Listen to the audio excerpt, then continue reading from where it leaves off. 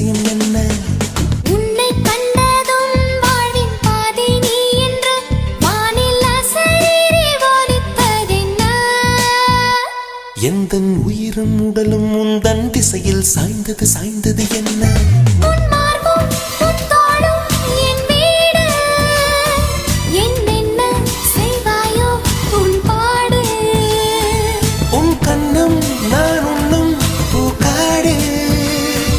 உன் உதடே என் உணவு இப்போது.